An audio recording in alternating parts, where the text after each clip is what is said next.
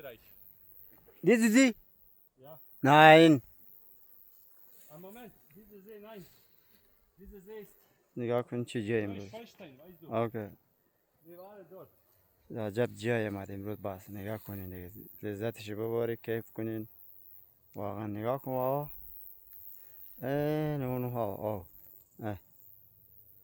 نگاه زیمو خوب آو داره اینجا نگاه چی کویایی چی جایایی چی دیدنایی